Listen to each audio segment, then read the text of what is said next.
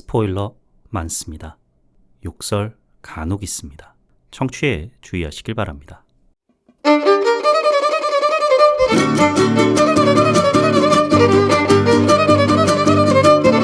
콘텐츠 대홍수 시대. 요즘 뭐 보시나요? 전 이거 봅니다. 요즘 뭐 봄? 난 이거 봄. 80번째 에피소드 시작합니다. 안녕하세요. 요즘 뭐 봄? 난 이거 봄. 요봄남봄 진행자 롤린스입니다. 80번째 에피소드라 말씀드렸지만은 설날 특집이니 팝콘 무비니 다 합치면 이번 에피소드가 100번째 에피소드입니다. 감사드릴 분들이 참 많습니다. 우선 100개의 에피소드를 만들어낸 제 자신에게 제일 고생했다, 수고 많았다, 감사하다 라는 말 전하고 싶습니다. 100개에 달하는 에피소드를 들어주신 청취자분들께 다음으로 감사 인사 올립니다. 야, 100개 만드느라 수고했다. 니 거 다 듣느라 내가 좀 고생 좀 했어. 야, 나도 좀 칭찬해줘. 같은 댓글 남겨주시기를 부탁드립니다. 댓글 창이 너무 휑해. 뭐 다른 팟캐스트 채널들에는 댓글이니 뭐 이런저런 반응이니 많이들 달리는데 요봄남봄 청취자분들은 조용들 하시네요. 예, 댓글 남기시기가 좀 그러시면은 좋아요라도 좀 눌러주십시오. 예, 구독 안 하셨으면 구독도 좀 해주시고요. 예전에는 뭐 제가 구독, 좋아요, 댓글, 알람 설정 뭐 이런 거 하는 게 좀 겸연쩍었는데 역시 사람은 좀 뻔뻔해져야 되나 봐요. 여러분, 예? 구독, 좋아요, 댓글, 알람 설정 이 말을 꼭 해야 됩니까? 좀 알아서 못해요 그거? 참나 정말. 구독자 애칭이라도 정하면은 좀 반응이 달라. 그건 안 합니다. 예, 절대 안 해요. 그런 걸 어떻게 해요? 오그라드는 애칭 듣기 싫으시면 좋게 제가 말씀드릴 때 댓글, 좋아요 많이들 좀 남겨주십시오. 뭡니까 이게 분위기. 정말 좀 잘 좀 해주세요. 뭐 부탁 좀 드리겠고요. 오프닝 소식 시작해 보도록 하겠습니다. 최근 넷플릭스가 오리지널 컨텐츠 선공개 이벤트 넷플릭스 투둠을 열었죠. 이 자리에서 전 세계 시청자들을 열광케 만들 작품들의 예고편 대방출했습니다. 그중 단연 화제를 모았던 예고편은 역시나 오징어 게임 3 예고편이었습니다. 그 열기 현재까지 이어지고 있는데요. 투둠 이벤트에서 함께 공개된 다른 작품들 예고편보다 배가 넘는 조회수를 유튜브에서 기록 중입니다. 넷플릭스 공식 유튜브 계정 가보시면 넷플릭스 코리아 말고요. 넷플릭스 공식 유튜브 계정 가보시면 웬즈데이 시즌2 초반 6분 선공개 영상 조회수 628만, 기에르모 델 토로 감독의 신작 영화 프랑켄슈타인 예고편 조회수 631만, 원피스 시즌2에 등장하는 초파 퍼스트룩 영상이 409만인데 반해서 오징어 게임 3의 예고편은 무려 1921만 조회수를 기록 중입니다. 기묘한 이야기 시즌5 공개일 발표 영상 조회수 1414만 보다도 500만이나 많은 거죠. 오징어 게임의 인기 정말 대단합니다. 오징어 게임 3가 이렇게 많은 주목을 받고 있으니 당연히 속편에 대한 얘기 황동혁 감독이 안 한다 했지만 그래도 또 나올 수밖에 없겠죠. 이에 대해 황동혁 감독 시즌4를 만들 계획은 없다. 넷플릭스와 이야기를 다 하고 진행한 부분이다. 그렇다고 앞으로 절대 오징어 게임으로 돌아올 생각이 없냐? 그거는 아니고 기회가 되면 외전 생각이 있다. 만들면서 궁금해지는 부분이 생긴 게 있어서 그런 이야기는 만들어 볼까 생각해보고 있다. 스핀오프가 만약에 나온다면 시즌 1과 2 사이의 이야기가 될 것이다. 시즌 1과 시즌 2 사이에 3년의 시간이 흘렸지 않느냐. 그 기간 동안 오징어 게임 속 인물들이 무엇을 했는지 보여주고 싶다고 밝혔습니다. 외전에서 무슨 이야기가 펼쳐지던 간에 나오기만 한다면은 성공은 따놓은 당상일 것 같아요. 오징어 게임 자체의 IP 파워가 워낙 막강하니까요. 이 가장 한국적인 게 가장 세계적인 것이다. 이 말이 이렇게 와닿을 수가 없네요. 이 말씀 자주 인용하신 촬영 당시 중학교 2학년이었던 이상하 배우에게 너 전라도 출신 안 찍을 거면 지금까지 찍은 장면 다 물어내 라고 겁박하셨던 임권택 감독님 보고 계십니까? 예, 감독님 말씀 황동혁 감독이 이어받아 현실로 만들어냈습니다. 감독님 건강하시고요. 북미 극장가에서 대대적인 흥행 성공을 거뒀지만 한국 극장가에서는 초라한 성적을 거두고 곧장 퇴장한 시너스 죄인들 관련 소식 전해드리면서 오프닝 마쳐보려 합니다. 시너스가 지난 15년간 북미에서 개봉한 오리지널 영화 중 가장 높은 흥행 성적을 거뒀다는 소식입니다. 속편에 리부트에 리메이크에 기존 IP 재탕, 3탕, 4탕이 할리우드뿐 아니라 전 세계적으로 활개치는 가운데 거둔 쾌거라 볼 수 있는데요. 현재까지 시너스가 북미에서 벌어들인 수익은 2억 7,500만 달러로 2013년작 그래비티의 2억 7,400만 불을 넘겼습니다. 2010년 개봉작 인셉션이 2억 9,200만 달러니까 잘만하면은 인셉션 자리도 넘볼 수 있겠네요. 시너스 리뷰 대체 언제 올라오냐 기다리시는 분들 조금 계시죠? 시너스 VOD가 국내에 리리즈 될 쯤 해서 업로드 하도록 하겠습니다. 다시금 말씀드리지만 큰 기대는 하지 마시고요. 주무시기 전에 잔잔한 백색 소음 하나 나오는구나 정도의 기대감 가져주시면 감사하겠습니다. 그럼 이번 에피소드의 본격적인 이야기 시작해 보도록 하겠습니다. 요즘 뭐봄 난 이거 봄 요봄 난봄 80번째 에피소드 평시기형 가라사대 디즈니도 길들여다오 드래곤 길들이기 지금 시작합니다.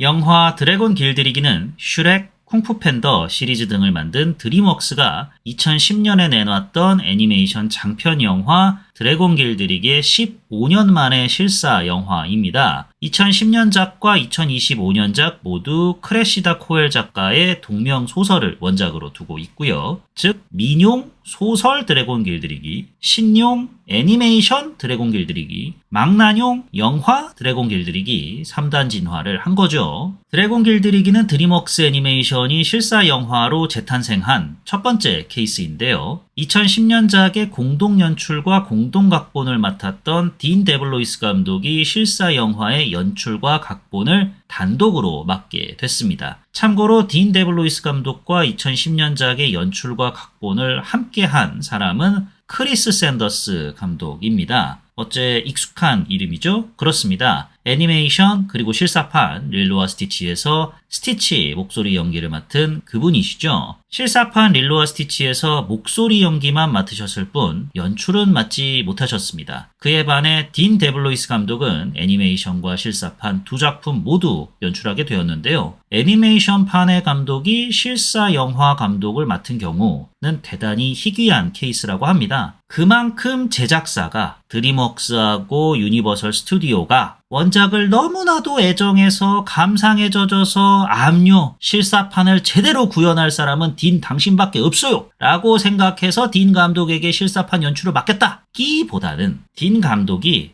정말 실사화 할 거예요?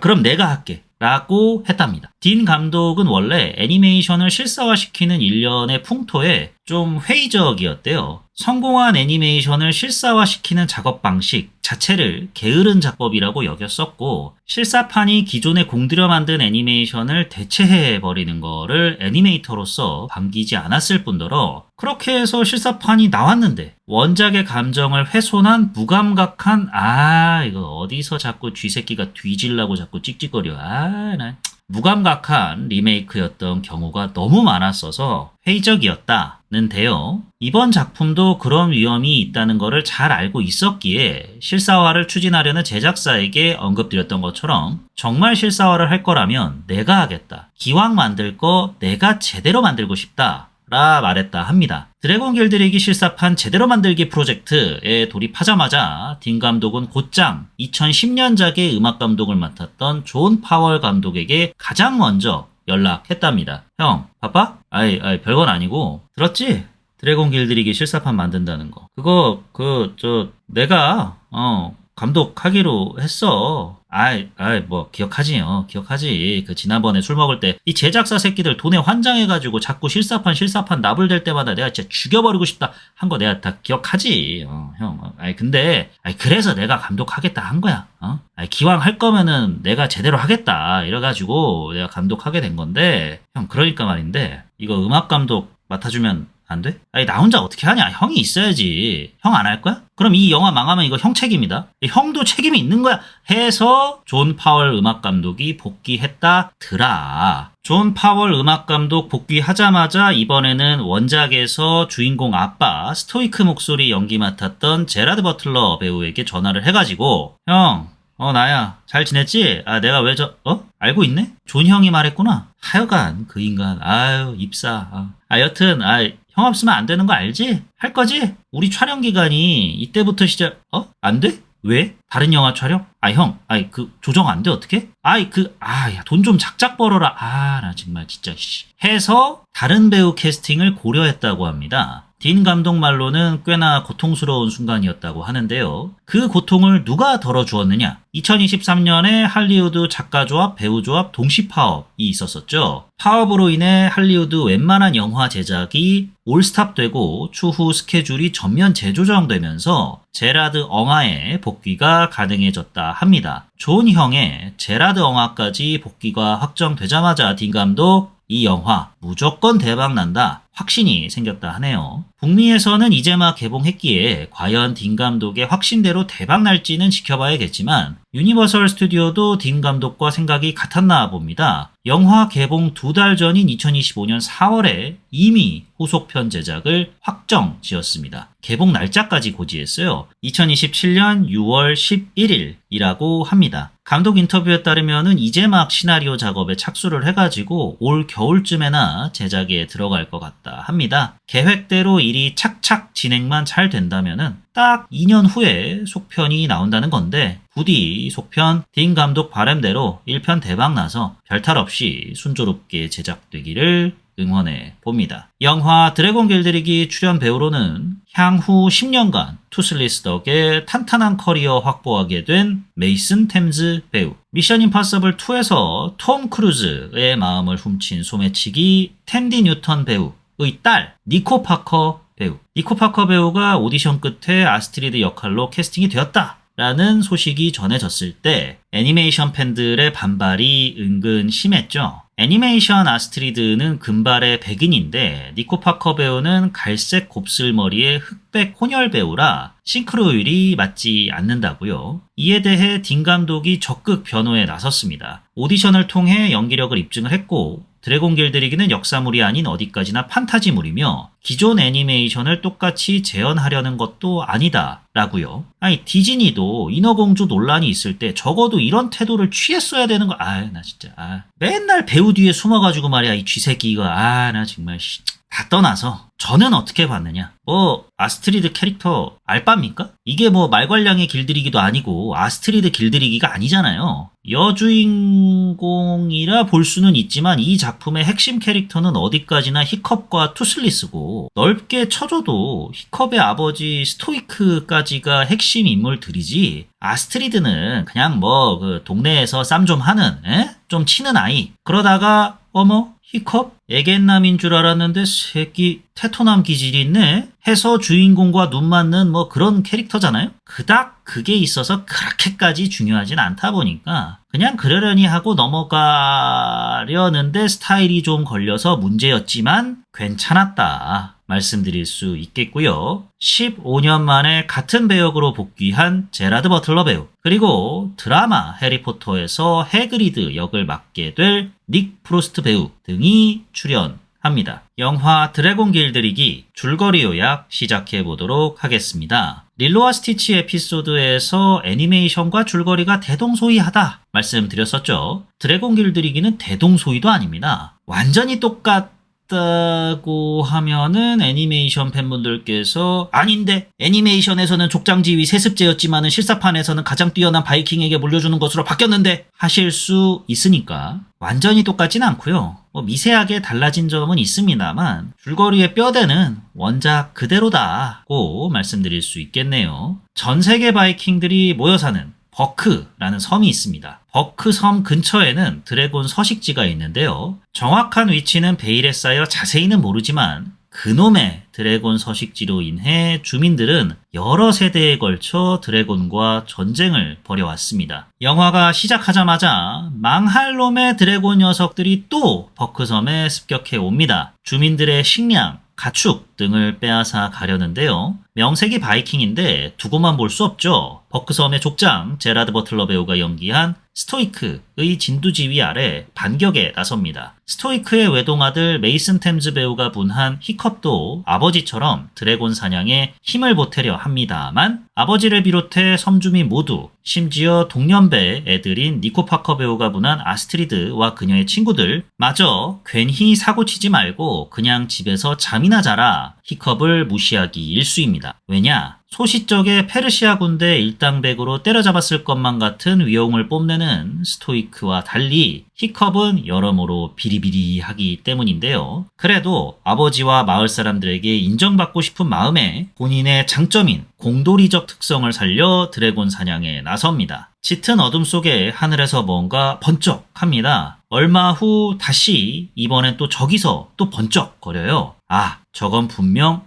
전설의 드래곤 나이트 퓨어리다 라 확신한 히컵은 자신이 개발한 그물망 대포를 나이트 퓨리에게 쏩니다. 명중했습니다. 뭔가 검은 물체가 섬 외곽에 떨어지는 모습을 히컵은 확인합니다. 나도 드래곤을 잡았다. 드래곤도 보통 드래곤이 아니다. 무려 나이트 퓨어리다 라 하지만 마을 사람 그 누구도 심지어 아버지마저 믿어주지 않죠. 되려 믿어달라 소리치는 과정에서 스토이크가 애써 잡아놓은 드래곤이 도망치는 일이 발생하면서 히컵 저놈이 그러면 그렇지 에휴 란 인상만 짓게 만듭니다. 스토이크는 그의 아내이자 히컵의 엄마를 드래곤의 습격에 의해 잃었어요. 아픈 기억을 안겨다 준 저놈의 드래곤, 저놈들이 연이어서 계속해서 습격을 하니까 분개한 나머지 이번에야말로 뿌리를 뽑아야 한다며 드래곤 서식지를 찾아내기 위한 출정에 나서려 합니다. 출정을 위한 짐을 싸던 스토이크는 히컵과 바이킹으로서의 히컵에 대한 이야기를 나누지만 부자간의 대화 겉돌기만 합니다. 그 누구보다 히컵이 용맹한 바이킹으로 거듭나기를 바라지만 뜻대로 안 되는 모습에 답답한 아버지와 아버지 기대처럼 되고픈 마음에 동분서주하지만 일만 키우는 것 같아 자괴감이 드는 아들의 대화는 그렇게 서먹서먹하게 끝을 맺죠. 내가 나이트 퓨어리를 잡았다는 것만 아버지 그리고 마을 사람들이 알게 되면 나를 바이킹으로서 인정해 줄 거야 라는 생각에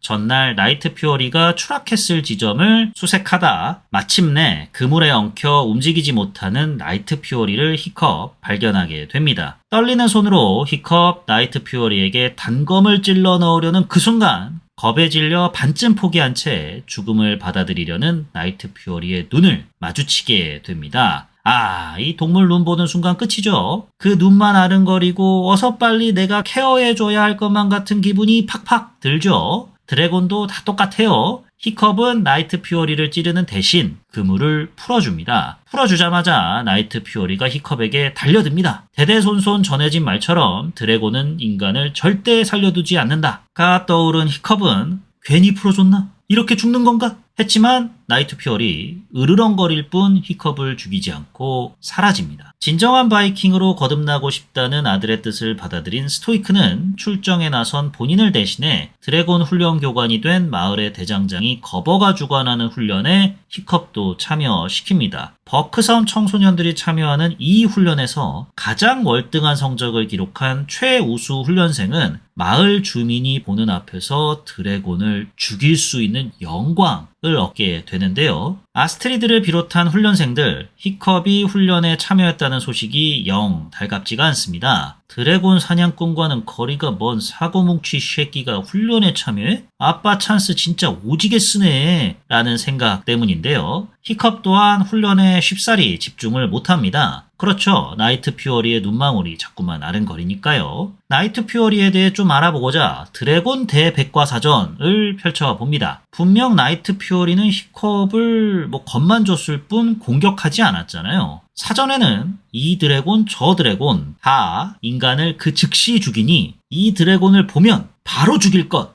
이라고 써 있습니다. 이거 아닌데? 하다가 나이트 퓨어리장을 히컵이 딱 펼치는데 아무것도 없어요. 전설의 드래곤이라 정보가 없는 거죠. 유일하게 적혀있는 정보라고는 매우 위험, 마주치는 그 즉시 죽여라 뿐입니다. 나이트 퓨어리의 눈동자가 아른거리기도 하고 정보를 알아내고 싶다는 학구열이 폭발한 히컵은 나이트 퓨어리가 있는 호숫가로 찾아갑니다. 나이트 퓨어리가 꼬리 날개 한쪽을 잃어서 날지 못하는 광경을 목격하게 됐어요. 다음 날도 연구차 호수에 갔는데 드래곤이 안 보입니다.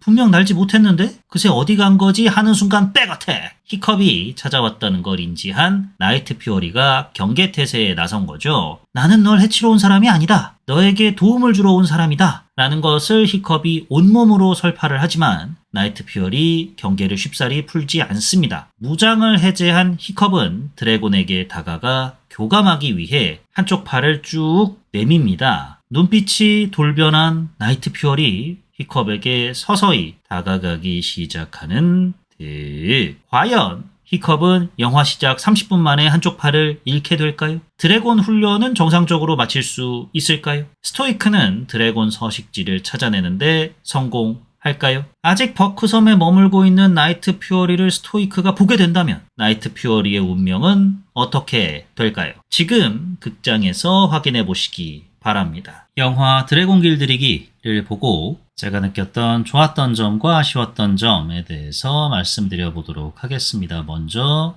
좋았던 점. 우선 저는 이 영화 용산 울트라 4DX로 봤습니다. IMAX로 볼까 4DX로 볼까 고민하다가 애니메이션 드래곤 길들이기 개봉 때도 4D 효과 칭찬이 자자했어서 4D로 결정했습니다. 3D가 아닌 2D 자막판으로 봤는데요.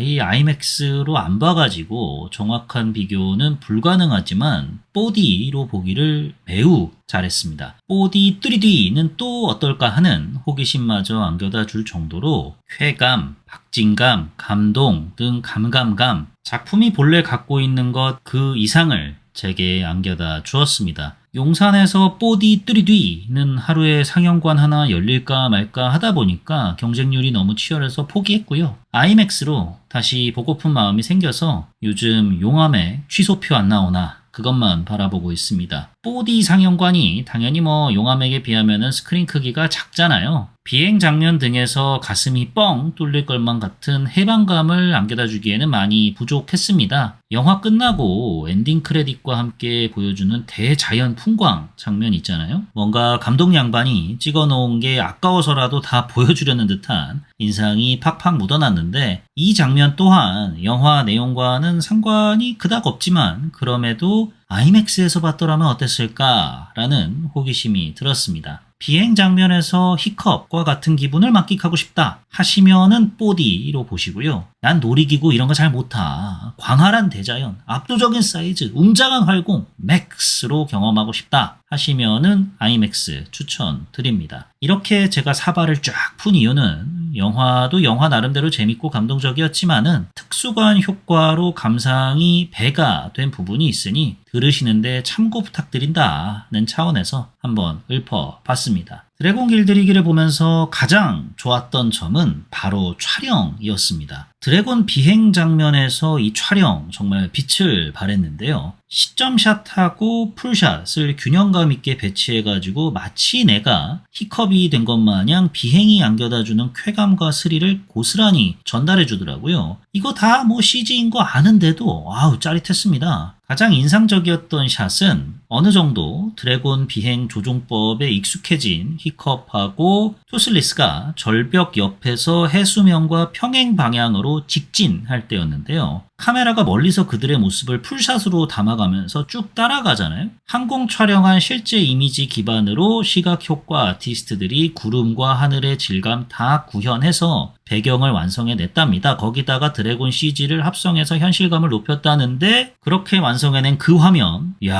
진짜 드래곤 한 마리 어디 북유럽에서 발견해가지고 추적 관찰하는 내셔널 지오그래피 다큐 채널 보는 줄 알았어요. 비행 장면 하면 또 빼놓을 수 없는 블록버스터가 바로 탑건 매버릭이죠. 매버릭 촬영도 훌륭했지만은 이제 와서 다시 한번 좀 복기를 해보자면 비행 장면이 좀 극과 극이었던 것 같아요. 비행기가 너무 빠르기도 하고 육중에서 그 움직임을 멀리서 카메라가 담을 때는 너무 순식간에 지나가고 가까이서 비출 때는 뭔가 둔탁한 상반되는 느낌이었습니다. 그 상반된 느낌이 주는 쾌감이 남다르긴 했습니다만 드래곤 길들이기는 속도 조절을 딱 가미해가지고 밀당까지 하거든요. 탑건 그 이상의 재미를 주더라고요. 밀당을 막 하다가 마지막에 이제 비행에 좀 적응됐다 는 의미로 차분하게 날아가며 마무리하는 게 비행 장면 내에서도 기승전결이 확실하다 느껴졌습니다. 후반부 대격돌 장면에서도 촬영은 빛이 났는데요. 대마왕 드래곤의 사이즈를 부각하는 앵글하며 히컵, 투슬리스 조합과 다이다이 붙을 때의 카메라 이동 등 애니메이션을 연출했던 분이 감독을 맡아서 그런가 어디서 힘을 딱 주고 뺄지 정확히 계산한 결과물 같더라고요. 몰입감이 절로 배가 되었습니다. 여기에 보디 효과 딱 들어가가지고 의자가 상하 좌우로 요동치기 시작하는데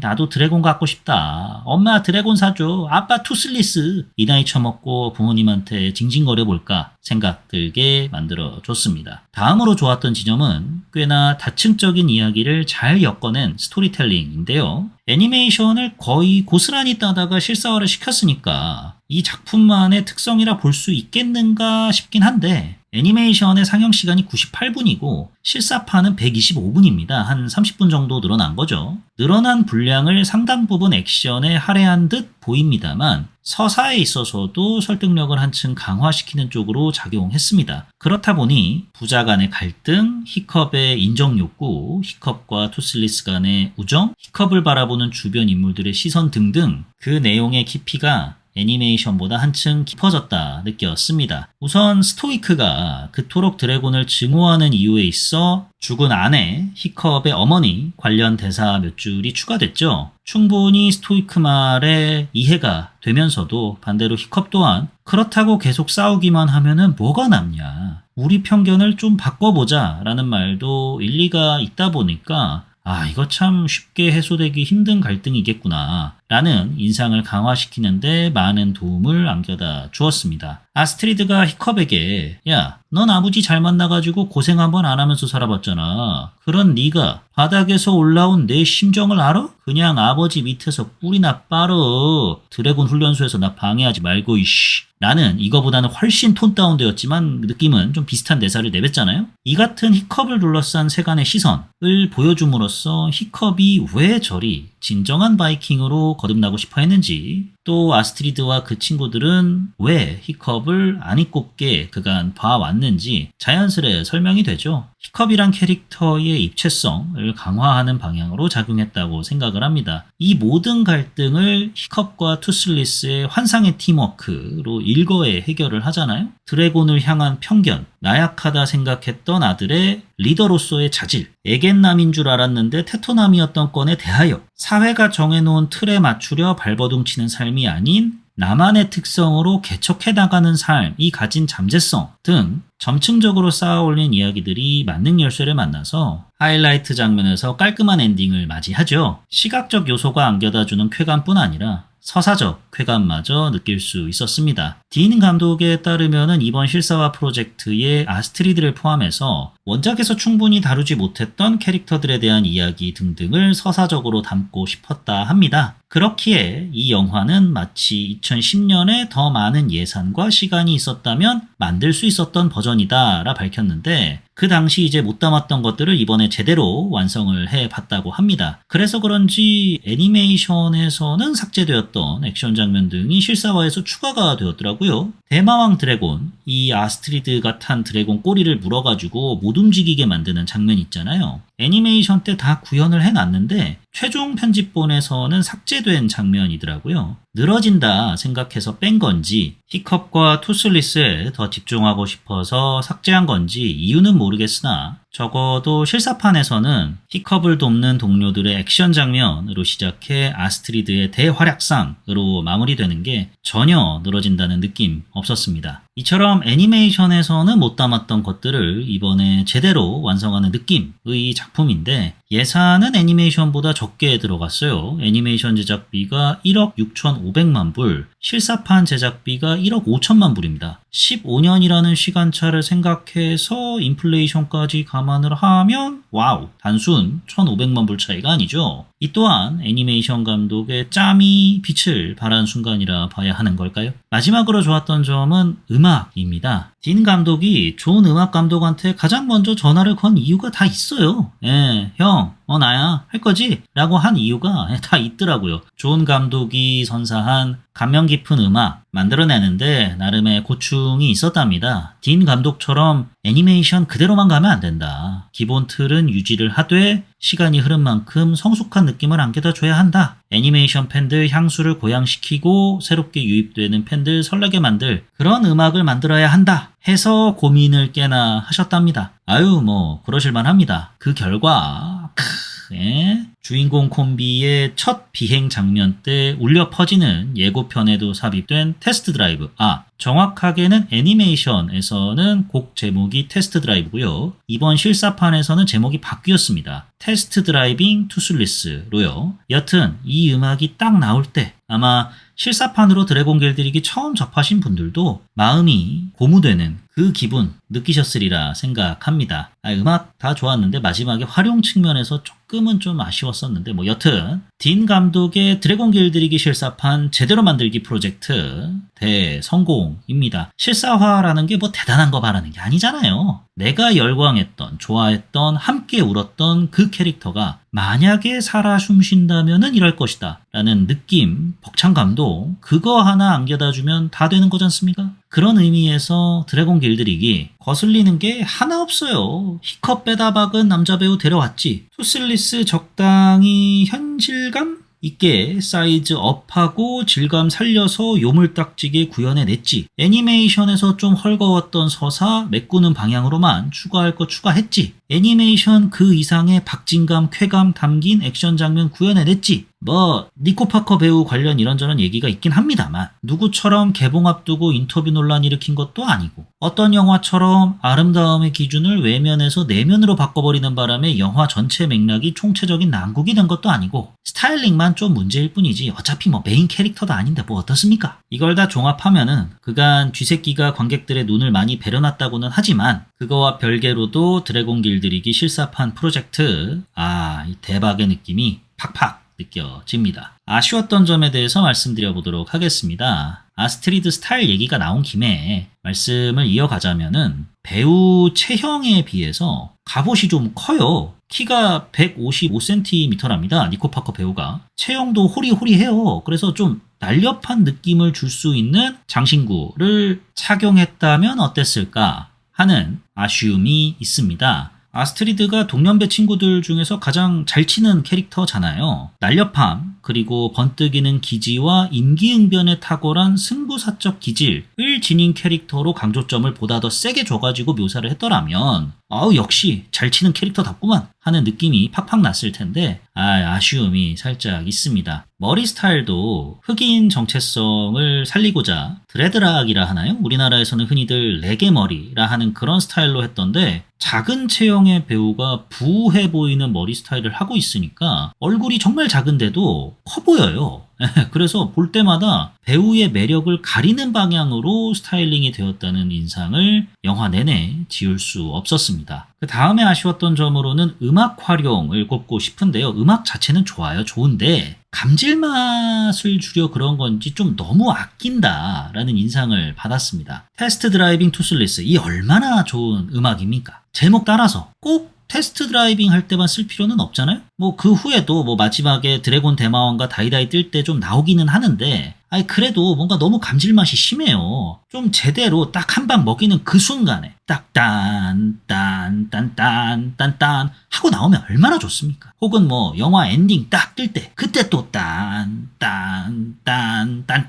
이 얼마나 좋아요. 근데 이게 뭔가 밋밋하게 끝나는 게 아쉬웠습니다. 이에 반해 영화 예고편은 1차 예고편이 됐든 2차 예고편이 됐든 늘 엔딩으로 딴 음악과 함께 끝냈거든요. 지린다, 웅장하다, 가슴 설렌다 라는 느낌을 예고편은 팍팍 안겨줬는데 정작 본편이 밋밋해. 뭐야 이게? 그래. 예고편 얘기 나왔으니까. 영화 타이틀 뜨는 것도 예고편이 100배 났습니다. 딴 하면서 타이틀이 예고편에 딱 뜨는데 원제로는 How to Train Your Dragon 중에 드래곤에 들어가는 O가 드래곤이 둥글게 몸을 만 형상이에요. 걔가 드래곤 철자 중에 빈자리 O 자리에 딱 번쩍이게 들어가면서 타이틀이 쫙 뜨거든요. 한국 예고편도 그래요. 드래곤 길들이기에서 길들이기의 이기, 이응 자리에 딱 들어가면서 끝이 나는데 본편은 그냥 How to Train Your Dragon 하고 끝이야. 뭐야 이게? 야, 좀 쌈뽕하게 말이야. 예고편처럼 끝을 냈어야 될 거 아니냐. 예고편에서 그런 연출법을 하지 말았으면 내가 말도 안 해. 야, 정답이 나와 있잖아. 네가 예고편에 해놨잖아. 그대로 하면 될까? 아닙니다. 제가 좀 흥분했습니다. 예, 죄송합니다. 디즈니에 비하면 양반이죠. 디즈니에 비교하는 것 자체가 실례죠. 보세요. 드래곤 길들이기에 아쉬워하는 지점이 디즈니 실사화에 비하면 되게 짜치잖아요. 배우 싱크로율이 어떻다는 둥, 메시지가 어떻다는 둥이 아니라 야, 타이틀 등장 방식 이게 최선이야? 이 얼마나 짜칩니까? 영화가 만족스러웠다 보니까 아쉬웠던 점도 짜치는 거 위주로 겨우겨우 가져올 수밖에 없었다는 거 이해 부탁드리고요. 그 다음으로는 서사적으로 실사판이 애니메이션보다 훨씬 매끄러워지긴 했습니다만 그럼에도 급작스러운 전개가 살짝 남아있기는 합니다. 히컵이 아스트리드에게 야, 타! 한 뒤에 아스트리드가 어머, 히컵 이 새끼 남자네? 야, 볼 대봐. 이 누나가 뽀뽀 한번 해준다. 하는 거는 좀 북유럽 스타일인가? 핀란드, 노르웨이, 덴마크, 스웨덴 이번 여름에 한번 쭉 다녀와야 하나? 이건 좀 히컵 친구 중에 아빠한테 인정받으려고 애쓰는 애 있잖아요. 걔도 좀 왜 저렇게까지 저러지? 라는 생각이 들기도 했고요. 마지막으로 아쉬웠던 점은 영화가 전반적으로 좀 어둡다? 릴로와 스티치처럼 아름다운 자연 풍광, 밝은 대낮에 계속 비추다가 밤으로 싹 넘어가면은 어째 좀 분간이 힘들더라고요. 노안이 찾아온 건가? 여튼. 애니메이션 판박이 작품이다 보니까 예술성? 독창성? 같은 거는 기대할 수가 없다? 또 아쉬웠던 점으로 굳이 꼽자면은 꼽을 수 있겠네요. 반대로 생각하면 애니메이션을 본 관객 입장으로서는 다음 장면을 알고 있으니까 과연 어떻게 그려졌을까? 기대하는 맛이 있다고 볼 수도 있겠고요. 여기까지가 영화 드래곤 길들이기를 보고 제가 느꼈던 좋았던 점과 아쉬웠던 점이었습니다. 영화 드래곤 길들이기에 대한 제 별점은 3.5 플러스 0.5 합이 4.0 괜찮은데 입니다. 3.5는 순수히 영화에게 주는 점수고요. 0.5점은 4DX 추가 점수입니다. 영화 드래곤 길들이기 남녀노소 모두가 즐길 수 있는 바람직한 실사화 모범 사례라 칭할 수 있는 작품입니다. 애니메이션 실사화를 추진하는 모든 제작사가 반드시 참고해야 할 교과서 같은 영화라 봐도 무방하고 그렇게 되기를 내심 바라봅니다. 작품도 작품인데 4D 특수관 효과에 대한 추가 점수를 안 줄래야 안 줄 수가 없더라고요. 작품만으로는 그래서 3.5점, 4DX 점수까지 합하면 4.0을 주게 되었습니다. 자녀가 10살 이하다라고 하시면은 릴로와 스티치 보시고요. 10살 이상이다 하시면은 드래곤 길들이기 보십시오. 즐거운 가족 나들이가 될 거라 확신합니다. 다만 극장가에서 팔고 있는 투슬리스 키링이 단품 10,000원, 마그넷 인형은 15,500원. 아하. 투슬리스 정품 60cm 인형은 99,000원. 어허. 대한민국 학부모님들 오늘도 화이팅 하시기를 바랍니다. 영화 드래곤 길들이기에 대한 제 한 줄 평은 스티치는 나가 맴매 맞기 싫으면 입니다. 디즈니 기강 잡으러 왔다라는 평이 드래곤 길들이기를 둘러싸고 자자하잖아요. 평식이 형도 그런 뜻에서 디즈니도 길들여다오 라는 평을 남기신 거고요. 그만큼 디즈니의 최근 1년의 행보에 실망하신 관객분들이 많으시다는 건데 릴로와 스티치에서 어느 정도 만회를 했지 않습니까? 원작 팬들이 바라는 바람직한 실사화를 드래곤 길들이기가 보여줬고 관객들은 자연스레 스티치 이전까지의 디즈니의 몇몇 만행 떠올리게 되었고 이게 합쳐져서 투슬리스가 디즈니 줄빠따 때리는 모습을 연상하다 보니까 해바라기 오태식의 영진이 형은 나가 뒤지기 싫으면 이 생각났습니다. 내가 디즈니 실사와 뭐 남의 회사긴 하지만은 기강금 잡아보려는데 스티치 너는 제대로 된 모습 선보였으니까 나가 있어도 좋아.를 줄여가지고 스티치는 나가 있어 뒤지기 싫으면 하려다가 아이 스티치한테 뒤지기 싫어라는 표현은 좀 그래가지고 맴매로 순화를 좀 했습니다. 그 결과 스티치는 나가 맴매 맞기 싫으면 을 한 줄 평으로 한번 준비해봤습니다. 다음 에피소드에서는 시너스 죄인들을 다뤄보도록 하겠습니다. 아니 이 새끼는 분명히 한 30분 전에 시너스 VOD 국내에 풀리면은 리뷰 업로드 하겠다고 하지 않았어? 뭐야 이 새끼 뭐 이래? 라고 생각하실 수 있는데요. 이번 주에 마땅히 다룰 만한 신작이 없습니다. 그래 시너스 이번 기회에 다뤄보자 라는 생각이 들어가지고 시너스 죄인들 질 낮은 리뷰로 여러분을 찾아뵙도록 하겠습니다. 아유 간만이에요. 브루탈리스트 다음으로 제 지식의 미천이 드러날까 겁이 나는 건 여기까지가 요즘 뭐 봄 나 아니거 봄 요봄 난봄 80번째 에피소드 드래곤 길들이기였습니다. 지금까지 저는 진행자 롤린스였고요. 들어주셔서 대단히 감사합니다.